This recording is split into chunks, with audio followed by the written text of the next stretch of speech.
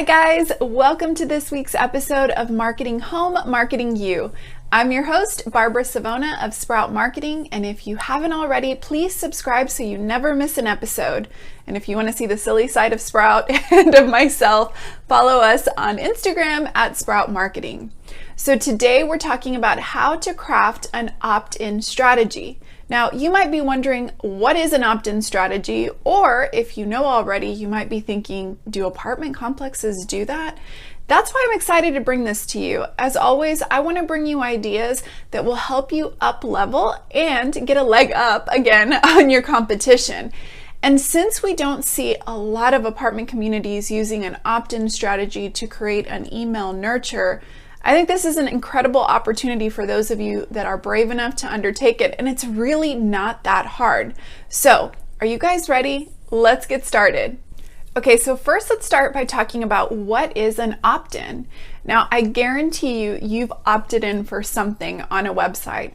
An opt-in is a strategy where you give away something small on your site in exchange for a person's contact information, typically their email. Now, if you've been following Sprout Marketing and you've ever visited our website, watchyourbusinesssprout.com, you know that there's always a pop-up that comes up that gives you the opportunity to opt in to our email list, and we give you away a freebie. It might be our creative holiday calendar, or it might be a checklist that we're talking about. In fact, if you've ever listened to an episode like this and looked for a specific episode that we talked about a freebie, you probably put in your email address, and after you did, then you were redirected to get that freebie. So why do we have an opt-in? Well, I don't know if you're like me, but when I was a leasing professional, I used to hate it when people would come in like 6 months in advance to start shopping for an apartment. I was like, oh, I need somebody that's gonna lease this weekend or this month. At the same time, though, we know that finding home is a huge decision. And so there are those people that start their search early. They might not actually walk into your office, but 6 months, 3 months, a month in advance, they might start looking around, and they probably are going to land on your website if you're doing all the other things right. So what happens? Well, a lot of them can land on our website, they get information, and we might get lost in the shuffle.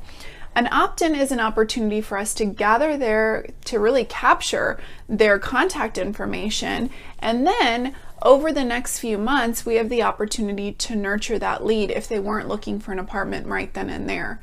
So as part of your opt-in strategy, you might have a pop-up on a website, and you might give away something that is of value to them. That's the deal with an opt-in, right? People are a little bit more reluctant to just give away their email address nowadays because they're so bombarded with emails. So because of that, you want to make sure that your opt-in is actually desirable. And I'm going to share with you 3 potential opt-ins that I think can really capture the attention of your prospects. But before we dig into that, I want you to also be cautious when you're thinking about an opt-in. Not cautious, but I want you to be strategic. I want you to think about what information are you wanting to gather. So here's the deal. Somebody's browsing your website and a pop-up comes up, and opt-ins can come in many different forms. You can have one that comes up when somebody's trying to exit your site, when they first land, a few seconds after.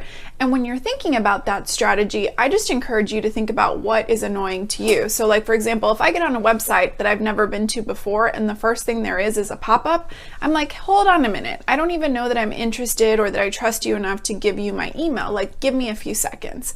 So you might want to do a pop-up that is based on the length of time they've spent on your site, or it might be how far on the page they've scrolled, so you kind of get an idea that says, oh, okay, they've already been on this page for a little while.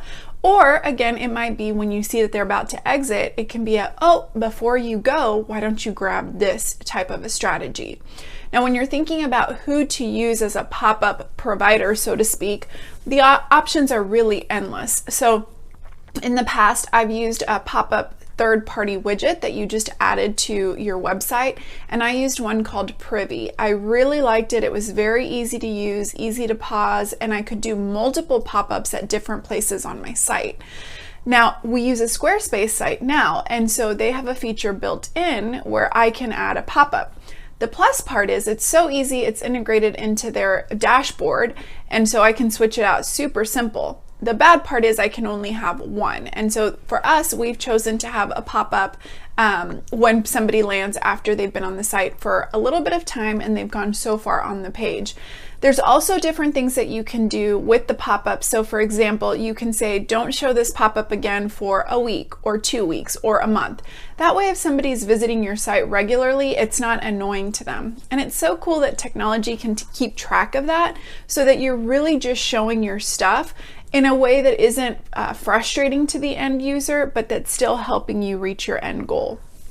Now, most pop-ups allow you to dictate what information you're going to gather. And I know it's so tempting to want to get everything, like when are you thinking about moving and why are you moving and, you know, all this different stuff. But I'll encourage you to do this. We want to make the barrier to get their email address really, really just easy. We don't want them to think twice about doing it. So you might want to keep the information really simple. For us, we just gather an email. Now for you, because you might want a little more intel, you might want to get a first and last name, an email, you might want to get a phone number, and you might want to ask, when are you looking to move? Now, you could shave that down and you could strictly get an email and when are you looking to move? Or you could, again, if you want to go the strategy of maybe doing a phone call, in addition to that is get an email, a phone number, and maybe just leave it at that. Again, you've got to test and see what works. Now, I don't want you to get hung up on the tech. Whoever hosts your site, whoever you have your website through, can typically walk you through doing a pop-up, and typically you can tell them what you want and they can do it for you. So it doesn't have to be intimidating. But this is going to be a really cool way for us to get information to nurture them. So in future episodes, I'll talk a little bit about email nurture.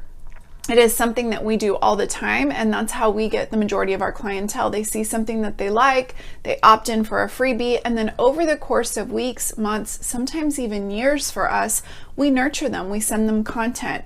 And because of that, eventually they typically become a Sprout member because they get to know us and they like us and they trust us. That's what a nurture is all about. So you can decide how many emails you send. You can decide if you ever send a nurture series or if you're just going to send them their freebie and maybe follow it up with an email for inviting them to come and tour. So really the possibilities are endless. So how do we get them to opt into our email list?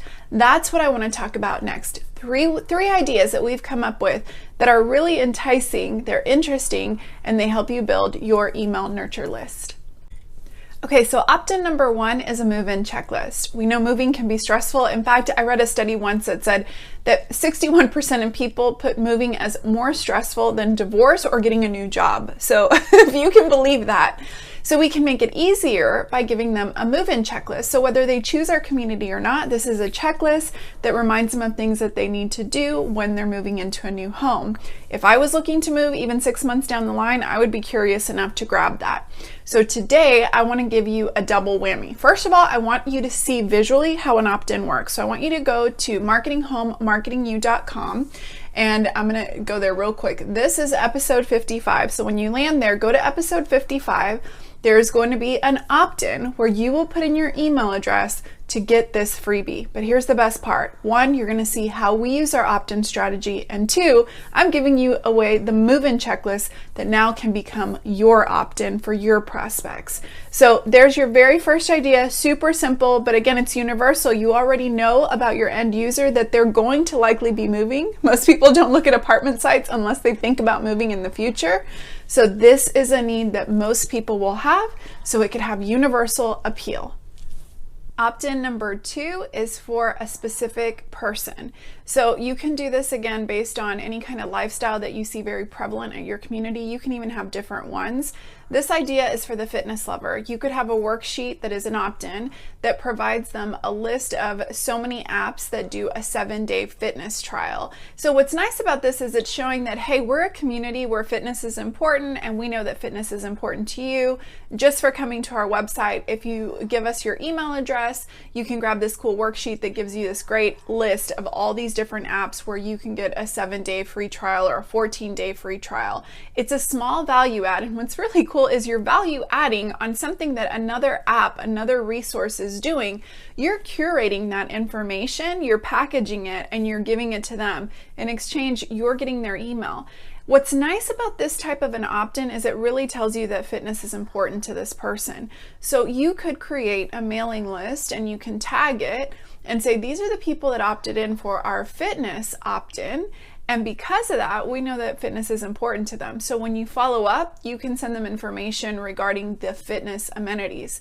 Now, if you see, you can tailor and tweak this for anything. So for example, if you're very pet friendly, you could talk about different maybe things for pets. You could do an all-inclusive type of a worksheet all about being pet friendly.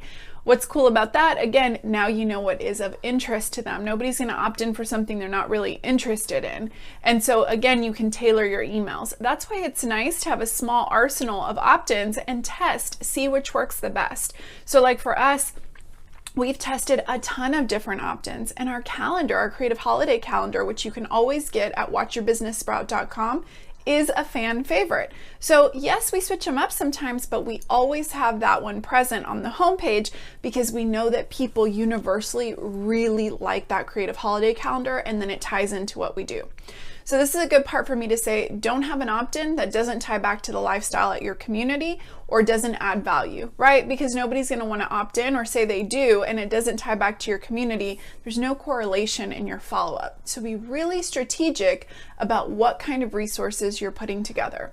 I think you're going to like tip 3 because it covers kind of the gamut of the type of prospects that we potentially can get with this specific type of an opt-in.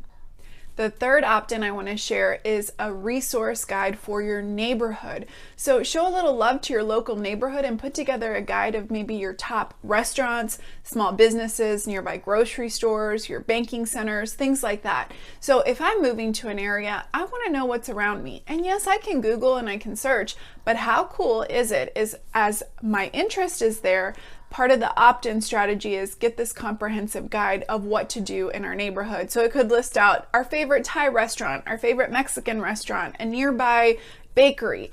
What you could customize it to whatever extent. You could even provide the contact information. You could provide how far it is from your community. So I love that idea. If you're very walkable, you could put, for example, our favorite Thai place, and you list it out and then you say 2.5 minutes away walking distance or 1 minute in your car. You know, I'm making these numbers up, but you get it, right? It's very personalized. It's very custom. And it just says a lot about your community. If you're going to that extent to talk about the neighborhood before I'm your resident, it tells me that you care about the neighborhood. You're going to always provide me with good resources. It's a good mental trigger for me to say, man, this is the type of community. They are on top of it. I want to know more about them. And it's a great way to partner with some of the local businesses and help get some extra foot traffic, right? We know that it's kind of a symbiotic relationship. Healthy neighborhoods make for healthy communities. So what I love about this one is this opt-in can be a dual purpose. You could use this in your move-in packets. You can use this in your follow-up. So this opt-in doesn't just have to be for gathering new leads. You can use it again and again, screenshot it, share it on social media. I mean, there's so many different ways that you can use this, and that becomes great for your effort. So I want to show you, this is an example right here. We're going to overlay it right there, and you can see what it would look like to put this together. Now, if you guys have liked these ideas and you're thinking, gosh, I would love to have some of these resources and really customize them with my brand colors, my logos, my things like that, our Sprout membership, that's a great way for you guys to get custom type of resources just like this. So if you want to learn more about our Sprout membership, go to watchyourbusinesssprout.com. Now, I hope you guys attempt this opt-in strategy. Do not get stumped. Use your resources. Reach out to whoever hosts your website, whoever takes care of that tech. That might be your marketing department. Some of you guys work with like Entrada or RealPage or different ones like that. They know what we're talking about. You might even have an opt-in that you don't even know about now. And the second piece to that is don't get stuck on the design. Grab the free one at marketinghomemarketingyou.com, episode 55. Start there. And then if you want something custom, become a Sprout member and you'll have all the resources you ever need. And then for a little bit of help with your email marketing, stay tuned for a future episode where we talk about how to nurture those lists. Okay guys, it's been fun, it's been real. I hope you've gotten great value out of this episode. Can't wait to see you guys next week. Bye.